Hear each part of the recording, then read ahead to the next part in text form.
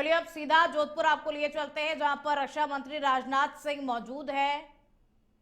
हो, चाहे वह सोचने की शक्ति हो, चाहे भारत की संस्कृति का ज्ञान हो और आध्यात्मिक गहराई हो, इन सारी चीजों पर विद्या भारती की द्वारा संचालित शिक्षण संस्थाओं में ध्यान दिया जाता है। मुझे मिला जुला कर यदि कहना हो विद्या भारती की शिक्षा के बारे में, तो मैं यही कहना चाहूंगा कि हमारे जिन्होंने एकात्म मानव दर्शन दिया था, स्वर्गीय पंडित दीनदयाल जी उपाध्याय ने, उनकी सोच के अनुरूप काम करने वाली यदि कोई शिक्षण संस्था इस देश में है तो वह विद्या भारती। पंडित दीनदयाल जी उपाध्याय क्या सोचते थे? हर व्यक्ति के व्यक्तित्व का कॉम्प्रिहेंसिव डेवलपमेंट होना चाहिए, व्यक्ति के व्यक्तित्व का समग्र विकास होना चाहिए। व्यक्ति के व्यक्तित्व का समग्र विकास कैसे होगा? भाषण करूंगा तो 1-1.5 घंटे का समय इस पर लग सकता है, लेकिन विस्तार में नहीं जाऊंगा। बहुत संक्षेप में, सूत्र में मैं आपके सामने अपने विचार रखना चाहता हूं। वह चाहते थे कि मनुष्य जो तन, मन, बुद्धि, आत्मा, इन 4 चीजों को मिलाकर बना है, इन चारों चीजों का विकास हो जाए, इन चारों की जो आवश्यकताएं हैं, इन चारों की जो भूख है वह पूरी हो जाए, तो किसी भी मनुष्य के व्यक्तित्व का एक कॉम्प्रिहेंसिव डेवलपमेंट, एक समग्र विकास हो जाए। तन की भूख क्या है? इंद्रियों की भूख। वह भूख कैसे मिटेगी इंद्रियों की? उसके लिए धन चाहिए, पैसा चाहिए। तो विद्या भारती यह प्रयत्न करता है, शिक्षा पद्धति ऐसी होनी चाहिए, शिक्षा प्रणाली ऐसी होनी चाहिए जो हर तन के सुख के लिए, माने इंद्रियों के सुख के लिए, शरीर के सुख के लिए, हर व्यक्ति की इच्छा रहती है पहनने के लिए अच्छा कपड़ा मिले, घूमने के लिए गाड़ी मिले, अन्य सारी सुख सुविधाएं मिले, डिटेल में नहीं जाऊंगा। तो इन सब सारी चीजों के लिए क्या चाहिए? धन चाहिए, पैसा चाहिए, मुद्रा चाहिए। तो हम ऐसी विद्या भारती शिक्षा प्रणाली में विश्वास रखती है और बच्चों को कि व्यक्तित्व का समग्र विकास करने की कोशिश करती है, जिसमें हर तन के सुख के लिए धन धान मिल जाए, और मन की सबसे बड़ी भूख होती है मान, सम्मान, स्वाभिमान। यह राजस्थान के लोगों को बतलाने की आवश्यकता नहीं है। यदि किसी मां के लाल ने मान, सम्मान, स्वाभिमान पर चोट मारने की कोशिश की तो उसका मुंहतोड़ जवाब देने की कुवत मैंने राजस्थान वासियों में मैंने देखी है। तन के सुख के लिए धन धान चाहिए, मन के सुख के लिए मान, सम्मान चाहिए। यह मान, सम्मान व्यक्तिगत भी होता है, सामाजिक भी होता है और राष्ट्रीय भी होता है। चंद्रशेखर आजाद, सरदार भगत सिंह, खुदीराम बोस जैसे नौजवानों ने राष्ट्रीय स्वाभिमान की ही प्रखर भावना के कारण ही हंसते हंसते फांसी के फंदे को चूम लिया। अपनी रिवाल्वर की गोलियों से इलाहाबाद के कंपनी गार्डन में अपने अंग्रेज दुश्मनों को भूनते भूनते यह चिंता सताने लगी, जब रिवाल्वर में अंतिम गोली बची, कहीं ऐसा न हो कि अंग्रेजों की रिवाल्वर की गोली हमारे जिस्म में प्रवेश कर हमारे जिस्म को नापाक न कर दे। इसलिए अपने ही रिवाल्वर की अंतिम गोली अपने सीने में दाग लेने का काम किया था, तब जाकर यह भारत आजाद हुआ है। यह होती है मान, सम्मान, स्वाभिमान की भावना। तो तन के सुख के लिए धन धान चाहिए, मन के सुख के लिए मान, सम्मान और स्वाभिमान चाहिए। बुद्धि के सुख के लिए ज्ञान चाहिए। अब ज्ञान, इसके बारे में ही बतलाने में, इस भूख के बारे में लंबा समय लगेगा, लेकिन विद्या भारती भी इस काम को कर रहा है। व्यक्तियों को ज्ञानवान बनाने की, चरित्रवान बनाने की अपनी तरफ से पूरी कोशिश कर रहा है। तन के सुख के लिए धन धान चाहिए, मन के सुख के लिए मान, सम्मान, स्वाभिमान चाहिए, बुद्धि के सुख के लिए ज्ञान चाहिए, और आत्मा के सुख के लिए भगवान चाहिए। मनुष्य के व्यक्तित्व का समग्र विकास, कॉम्प्रिहेंसिव डेवलपमेंट ऑफ पर्सनालिटी कब संभव है? जब उसका भौतिक विकास के साथ साथ आध्यात्मिक विकास। विद्या भारती एकमेव शिक्षण संस्था भारत की नहीं, दुनिया की एकमेव संस्था है जो कि बच्चों के व्यक्तित्व के समग्र विकास के लिए, उनका भौतिक विकास भी हो सके, अपनी न्यूनतम भौतिक आवश्यकताओं को भी पूरा कर सके, लेकिन उसके साथ ही साथ अपनी आध्यात्मिक आवश्यकताओं को भी पूरा कर सकें। इसके लिए उनके व्यक्तित्व का विकास करती है, उनके अंदर सारे गुणों को इनकलकेट कराने की, उनके अंदर चित्त में बैठाने की वो कोशिश करती है। साथियों, आज के समय में अगर हम शिक्षा की बात करें तो यह कहना बिल्कुल गलत नहीं होगा कि शिक्षा सर्वाधिक बदलावों वाले क्षेत्रों में से एक है। आप देखिए कि पिछले कुछ दशकों में शिक्षा का स्वरूप जिस तरह से बदला है वह अपने आप में बहुत ही अद्भुत है। साइंस और रिसर्च ने शिक्षा को हमारे समाज की ज़रूरतों के हिसाब से ढाल भी दिया है और आप में से कई लोग अपने बच्चों को पढ़ते हुए देखते भी होंगे। यह जो लगातार शिक्षा प्रणाली बदल रही है उसने एक तरफ तो पढ़ने के तरीके को बदला है, दूसरी तरफ यह भी परिवर्तन आया है कि आज किसी सब्जेक्ट को आप दूसरे सब्जेक्ट से अलग करके नहीं देख सकते। आज मैथमेटिक्स हो, साइंस, एक दूसरे से यह दोनों जितना जुड़े हुए हैं उतना ही सोशल साइंस और साइकोलॉजी भी एक दूसरे से ये जुड़े हुए हैं। जैसे आज हमारा बच्चा ये पढ़ता है कि महाराणा प्रताप महान थे, तो यह केवल एक ऐतिहासिक तथ्य नहीं है, यह केवल एक हिस्टोरिकल फैक्ट भर नहीं है, यह बच्चे की मानसिकता के ऊपर भी असर डालता है कि महाराणा प्रताप कैसे थे। अगर हमारा बच्चा बचपन से ही मानसिक रूप से मजबूत है, अगर उसके अच्छे संस्कार दिए जा रहे हैं, तो यह स्वाभाविक सी बात है कि उसकी भारत के इतिहास में, भारत की संस्कृति में स्वाभाविक रूप से उसकी रुचि बढ़ेगी।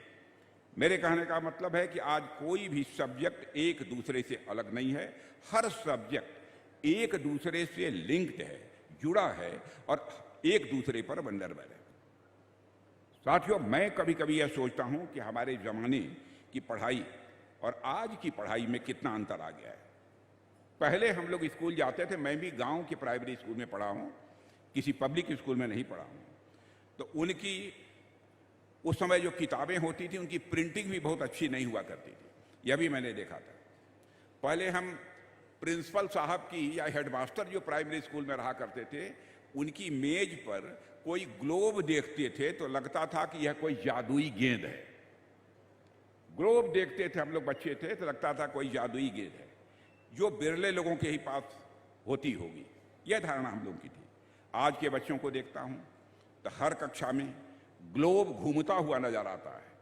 बच्चे उस पर हाथ फेर कर बतला सकते हैं कौन द्वीप, कौन महाद्वीप और कौन देश कहां पर स्थित है, इसकी जानकारी आज के बच्चों को स्वाभाविक रूप से हो जाती है। अब यह सब सारी बातें आम हो गई हैं। मुझे याद है कि हमारे समय में अगर कोई साइंस के लैब का नाम भी लेता था तो गांव-गांव में उसकी चर्चा होती थी, यह लैब में काम करता है, प्रयोगशाला में काम करता है, प्रयोग करता है।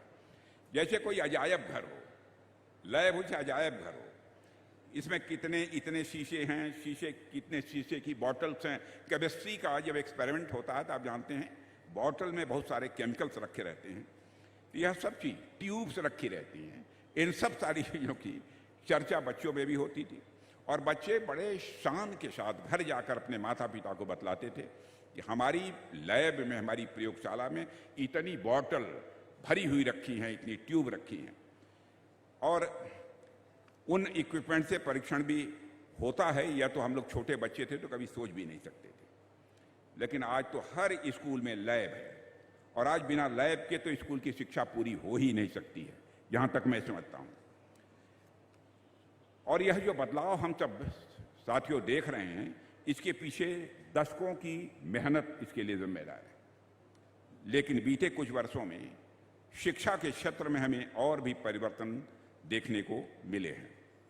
हमारे ज़माने में कोई एक किताब हमें ढूंढनी होती थी, हम पहले अपने आसपास के लोगों से मांगते थे। आपके पास भी नहीं मिली तो अपनी लाइब्रेरी में हम जाते थे। लेकिन आजकल हमारे बच्चे तो पूछना नहीं है, इंटरनेट पर जाए और अपनी उंगलियों को घुमाया, जो भी जानकारी हासिल करना चाहते हैं वह जानकारी वह हासिल कर लेते हैं। इतना बड़ा परिवर्तन पहले की अपेक्षा आया है। तो मैं इस मौके पर हम सबके लोकप्रिय प्रधानमंत्री मोदी जी का आभार व्यक्त करना चाहता हूं कि उन्होंने शिक्षा के क्षेत्र में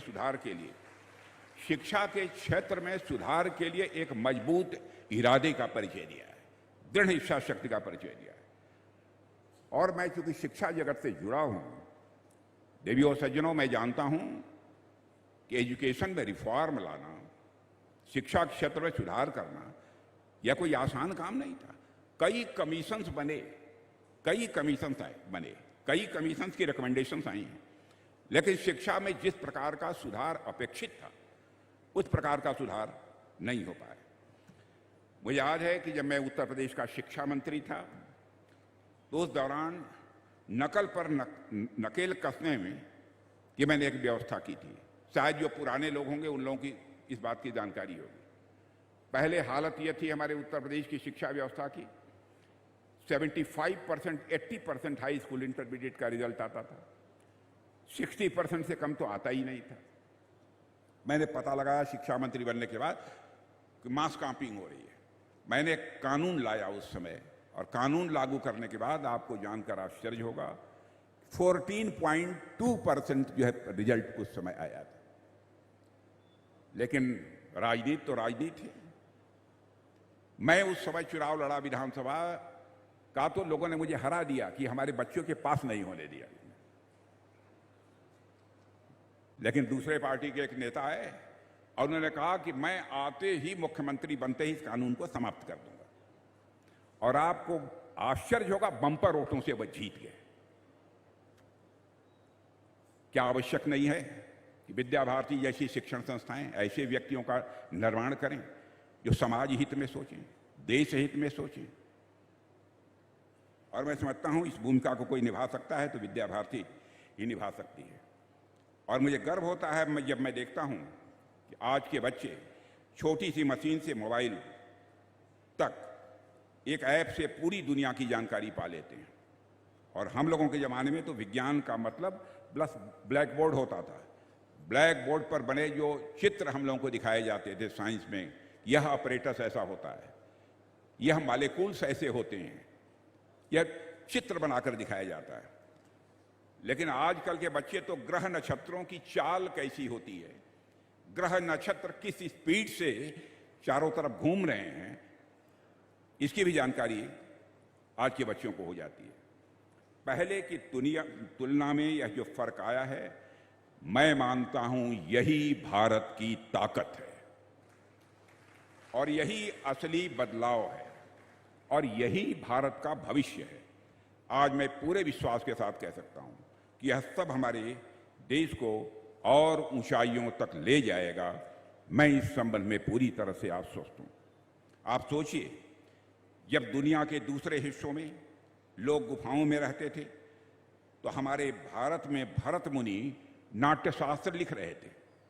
नाट्यशास्त्र भरत मुनि ने लिखा गुफाओं में बैठ के, जिसमें यह बताया जा रहा था कि मंच पर कैसे अभिनय करना है, मंच कैसा होना चाहिए, इसकी सजावट कैसी होनी चाहिए, इसकी भी शिक्षा हमारे यहाँ होती रही है। और जब दुनिया में लोग बीमारी का कारण नहीं समझ पाते थे, उस समय भारत में आचार्य चरक और आचार्य सुश्रुत जैसे चिकित्सक भी पैदा हुए, जो कि रोगों की डायग्नोसिस करने में बेजोड़ थे। हमारे आयुर्वेद में हल्दी, नीम, तुलसी, अश्वगंधा जैसे औषधीय पौधों का ज्ञान था, जिन्हें आज वैज्ञानिक भी फॉलो करते हैं। और हमारे आज आपने देखा होगा कि हमारे शुभांशु शुक्ला जो अंतरिक्ष में गए थे, जाकर वहां पर उन्होंने कुछ धनिया या कुछ किसी चीज को मूंग को लगाकर यह देखने की कोशिश की कि यहां पर मूंग पैदा हो सकता है कि नहीं है। यह भी वहां पर उन्होंने कोशिश की। यह है हमारे कृषि प्रधान देश का करिश्मा, यह है हम लोगों की एक बेसिक सोच। आज हमारे पास आधुनिक मशीनें हैं और तकनीक है, लेकिन हमारे पूर्वजों ने बिना मशीनों के भी इतना ज्ञान हासिल कर लिया है जिन पर हमको नाज है। और आज तो हम वह सब हासिल कर सकते हैं जो हम चाह लें। साथियों, आज यहाँ जो परियोजना ये शुरू हो रही है, उसमें यहाँ निश्चित रूप से शिक्षा और देशभक्ति का मिलन होगा, छात्रों के व्यक्तित्व का समग्र विकास होगा। मैं देखता हूं कि आमतौर पर स्कूल, कोचिंग और खेल अलग अलग करके देखा जाता है, लेकिन लाल सागर प्रोजेक्ट सबको एक ही छत के नीचे लाने की मैं मानता हूं कोशिश है। और साथियों, यहाँ विद्यार्थी, मैं मानता हूँ यहाँ विद्यार्थी सिर्फ पढ़ाई नहीं करेंगे, बल्कि उनके अंदर एक अच्छे संस्कार पैदा करने की कोशिश की जाएगी। चरित्र और देशभक्त की भावना भी उनके अंदर पैदा करने का प्रयत्न होगा।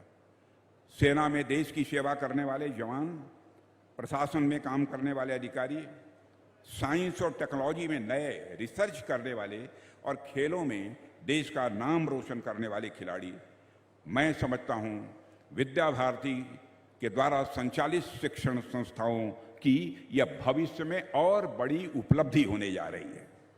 मैं यह मानकर चलता हूं, मेरा पक्का विश्वास, और मुझे पूरा विश्वास है कि यहां से निकले विद्यार्थी पूरे देश के लिए वह प्रेरणा बनेंगे। लोग यह सोचेंगे कि अन्य किसी पब्लिक स्कूल में अब बच्चे को नहीं भेजना है, बच्चे का यदि व्यक्तित्व का समग्र विकास करना है तो विद्या भारती द्वारा संचालित शिक्षण संस्था में हम उसे भेजेंगे। और मैं यह मानता हूं यह संस्थान सिर्फ राजस्थान ही नहीं बल्कि पूरे भारत के लिए गौरव और प्रेरणा का प्रतीक बनेगा और आने वाली पीढ़ियों को दिखाएगा कि शिक्षा, चरित्र और देशभक्ति मिलकर भविष्य को कैसे मजबूत बनाती हैं, कैसे उसे संवारती हैं। यह प्रेरणा देने का काम भी यह विद्या भारती द्वारा संचालित यह शिक्षण संस्था करेगी। साथियों, आज इस परियोजना की शुरुआत हो रही है और मैं R.K. दम्मानी जी, जैसे जिनकी पुत्री मधु यहाँ पर उपस्थित हैं, जैसे बहुत अन्य भामाशाहों को भी मैंने सम्मानित किया है। मैं सबका नाम हमारे पास नहीं है, मैं उनको बधाई देना चाहता हूँ। यदि वह धन अर्जित करते हैं, केवल अपने लिए नहीं, अपने परिवार के लिए नहीं, केवल अपने ही समाज के लिए नहीं, वह धन अर्जित करते हैं, अपने लिए भी करते हैं, परिवार के लिए भी करते हैं, लेकिन साथ ही साथ देश के लिए भी करते हैं, देश के लिए भी करते हैं।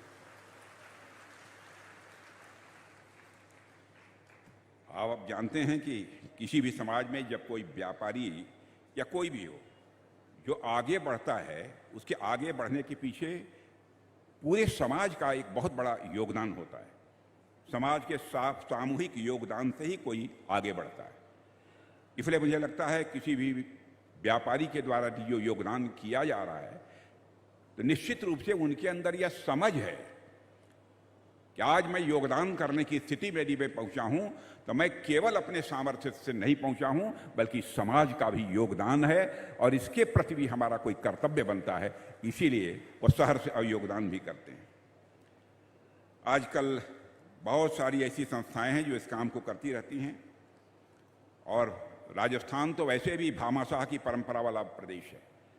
जब तक राजस्थान की धरती पर मैं समझता हूं जिन लोगों ने योगदान दिया है वैसे भामाशाह मौजूद हैं, तब तक मुझे पूरा विश्वास है कि यह राज्य इसी प्रकार प्रगति के पथ पर आगे बढ़ता ही रहेगा।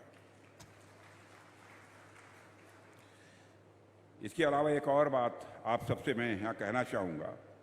मैं देख रहा था कि इस पूरे क्षेत्र से अनेक युवा सेना में भर्ती होते हैं। देख क्या रहा था, आज से नहीं, मैं 25-30 वर्षों से मैं जानता हूँ, और वह सभी देश की सीमाओं की सुरक्षा के लिए तत्परता के साथ लगे हुए हैं। जब मैं सीमाओं पर जाता हूँ, जवानों से मिलता हूँ, सीमा पर तैनात, एयरबेस पर जाता हूँ, हमारे एयरफोर्स के जवान होते हैं, नेवी के जवानों से मिलता हूँ, लेकिन एक चीज मैंने देखी है कि इस क्षेत्र से उस अनुपात में ऑफिसर्स की संख्या नहीं निकल पाती जितनी की जवानों की निकलती है। हमारा प्रयास यही होना चाहिए कि राजस्थान जवान भी पैदा करे, लेकिन साथ ही सेना को नेतृत्व देने वाले अधिकारी भी पैदा हों, और मैं समझता हूं कि यह काम विद्या भारती संस्थान पूरा करने में कामयाब होगा। यह प्रोजेक्ट अपने आप में मैं मानता हूं कि रक्षा और शिक्षा दोनों का एक अनोखा यह संगम है, और रक्षा से उसे सुरक्षा मिलती है। जब ये दोनों एक साथ हों तभी हमारा देश सुरक्षित और मजबूत बनता है। लेकिन इसके साथ ही बहनों भाइयों, यह प्रोजेक्ट रक्षा और खेल का भी अनोखा संगम बनेगा, यह भी मेरा पूरा विश्वास है। और यह शिक्षण संस्था पढ़ाई और रक्षा की शिक्षा के साथ साथ बच्चों के अंदर स्पोर्ट्समैन स्पिरिट भी पैदा करने में कामयाब होगा। इसके लिए भी मैं अपनी हार्दिक शुभकामनाएं देता हूं। वैसे रक्षा और खेल देखने में भले ही अलग अलग दिखाई देते हैं, लेकिन वास्तव में इनका बहुत ही गहरा और पुराना संबंध रहा है। जैसे आप जेवलिन थ्रो का एक उदाहरण देखिए। आज तो जेवलिन थ्रो एक बहुत ही मशहूर यह स्पोर्ट है, लेकिन आप प्राचीन काल में भी जब देखेंगे तो हाथ से भाला चलाकर मारना यह बहुत बड़ी कला होती थी। और राजस्थान में तो हमारे योद्धाओं के पास यह कला थी, हाथ से भाला चलाकर मारना। लोग जंगली जानवरों से बचने के लिए युद्ध में भी हाथ से भाला फेंक देते। और आगे चलकर यह स्पोर्ट्स एक खेल कूद के एक आइटम के रूप में, स्पोर्ट्स के रूप में यह इवॉल्व हो गया। इसी तरह तीरंदाजी, तलवारबाजी, अनेक ऐसे खेल हैं जो पहले मानव ने अपनी रक्षा के क्रम में विकसित किए थे। दृढ़ता, अनुशासन, धैर्य और संकल्प जैसे गुण जितना किसी सैनिक के लिए आवश्यक है, उतना ही मैं समझता हूं किसी खिलाड़ी के लिए भी आवश्यक है। इसलिए मेरा मानना है कि एक खिलाड़ी के भीतर एक सैनिक और एक सैनिक के भीतर एक खिलाड़ी ये जरूर विद्यमान होता है। और मैं मानता हूं कि इस कैंपस में अगर एजुकेशन, स्पोर्ट्स और डिफेंस का संगम है तो मुझे पूरा विश्वास है कि यहां से निकलने वाला विद्यार्थी न केवल देश में बल्कि अंतर्राष्ट्रीय स्तरों पर भी राजस्थान का ही नहीं बल्कि भारत का नाम रोशन करेगा। यह मेरा विश्वास है।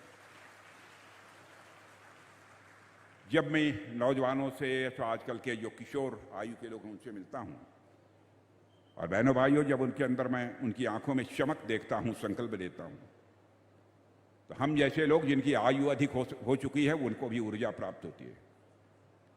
और मैं मानता हूं यही ऊर्जा जो बच्चों के अंदर, आंखों के अंदर जो चमक जो दिखाई देती है, भविष्य में चलकर यह भारत की पहचान बनेगी, मेरा पक्का विश्वास है।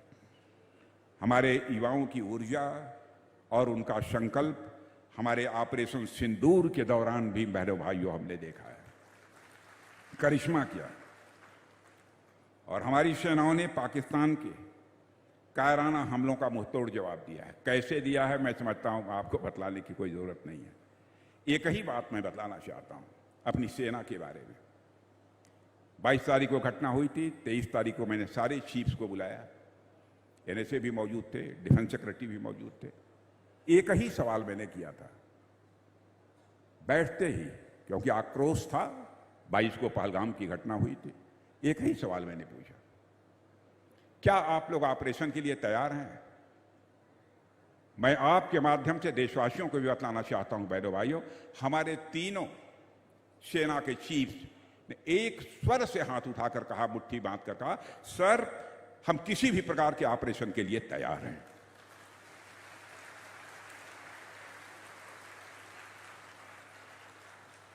यह है भारत का डिफेंस।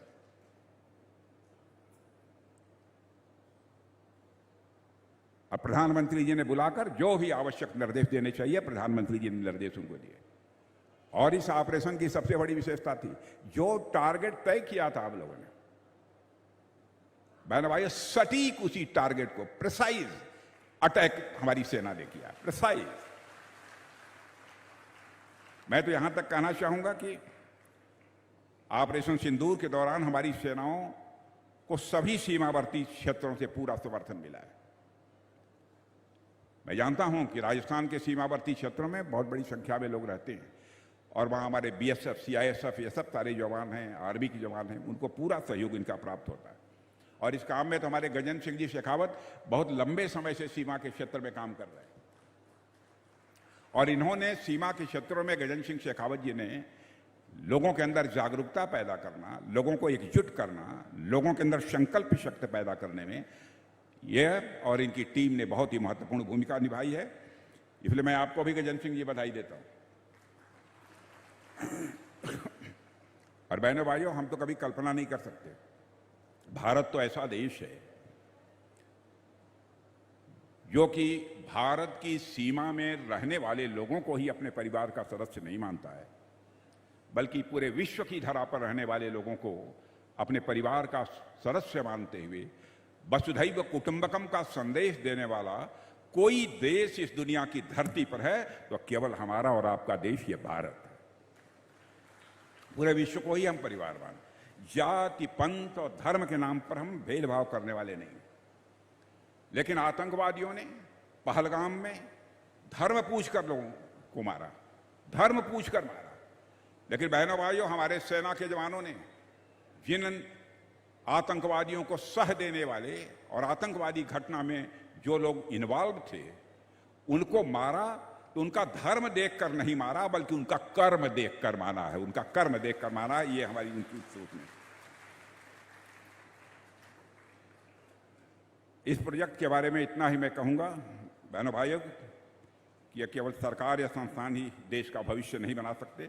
समाज का हर व्यक्ति, हर परिवार और हर नागरिक जब तक शामिल नहीं होगा तब तक किसी उद्देश्य से किसी संस्थान की स्थापना करना चाहते हैं तो संभव नहीं है। मैं मानता हूं यह संस्थान तभी सफल होगा और जीवंत रहेगा जब इसमें समाज की आत्मा होगी। और मैंने देखा है जिस तरीके से लोगों ने अपना योगदान दिया है, मैं मानता हूं कि सचमुच इस शिक्षण संस्थान में समाज की आत्मा रहेगी, आत्मा है। यहां से जो विद्यार्थी निकलेंगे वे देश को नई ऊंचाइयों तक ले जाने में कामयाब होंगे, ऐसा मेरा पक्का विश्वास है। लेकिन एक और चीज की तरफ मैं ध्यान आकर्षित करना चाहूंगा। कभी कभी लोग हम लोगों को प्रतिगामी, जब मैं बोलता हूं तो प्रतिगामी मान लेते हैं, माने प्रोग्रेसिव नहीं मानते हैं, पीछे हटकर सोचने वाले। प्रोग्रेसिव यानी प्रगतिशील हमको नहीं मानते हैं। मैं बार बार इस बात पर बल देता हूं कि बच्चों का केवल भौतिक विकास ही नहीं होना चाहिए, आध्यात्मिक विकास भी होना चाहिए। और आध्यात्मिक विकास शिक्षण संस्था से ही प्रारंभ हो सकता है। अब आप कहेंगे क्या शिक्षण संस्था में मंदिर बनवाए जाने चाहिए, मस्जिद बनवाए जाने चाहिए, गिरजाघर बनवाए जाने चाहिए? आध्यात्मिक विकास करने के लिए हमको क्या करना चाहिए? कुछ मत करिए, बच्चों को ऐसी शिक्षा दीजिए ताकि उनका मन बड़ा हो जाए। और आप जानते हैं हमारे अटल बिहारी वाजपेयी जी कहा करते थे, छोटे मन से कोई बड़ा नहीं होता, टूटे मन से कोई खड़ा नहीं होता। मन बड़ा व्यक्ति का होना चाहिए, मन बड़ा होना चाहिए। हमारे देश के ऋषियों और मनीषियों का मन कितना बड़ा था कि उन्होंने अपने परिवार को ही अपना परिवार नहीं माना, पूरे देश को ही अपना परिवार नहीं माना, पूरे विश्व की धरा पर रहने वाले लोगों को अपने परिवार का सदस्य मानते हुए यह कहा, वसुधैव कुटुंबकम, the whole world is a family. इतना बड़ा मन होना चाहिए, एलिवेशन ऑफ मन, मन बड़ा होना चाहिए। और मैं दावे के साथ कह सकता हूं, जो कुछ भी थोड़ा बहुत अनुभव मेरा है उस आधार पर, जितना ही आपका मन बड़ा होगा उसी अनुपात में आपको सुख आनंद की अनुभूति होती चली जाएगी और मन और अधिक बड़ा होता चला जाएगा तो जीवन में आपको परमानंद की भी प्राप्ति होगी, ईश्वर की भी प्राप्ति होगी। मैं मैथमेटिक्स का छात्र रहा हूं, यहां पर मैथमेटिक्स पढ़े हुए मैं देख रहा हूं बड़े दिग्गज पढ़े लिखे लोग बैठे हैं, तो कभी कभी उसको मैं एक मैथमेटिकल इक्वेशन में इस बात को रखता हूं। मैं कहता हूं मान लो थोड़े देर के लिए कि तुम्हारा मन सर्किल है, सर्किल होता नहीं है लेकिन मान लीजिए सर्किल है, तो इस सर्किल की जो परिधि है, सर्कमफेरेंस, जितना ही बढ़ाते चले जाओगे उसी रेशियो में सुख की मात्रा बढ़ती चली जाएगी, आनंद की मात्रा बढ़ती चली जाएगी और अंत में तुमको परमानंद की प्राप्ति होगी। समीकरण में यदि कहना हो तो कह सकते हैं सर्कमफेरेंस ऑफ मन if directly proportional to the magnitude of सुख। Circumference of man is directly proportional to the magnitude of Anand.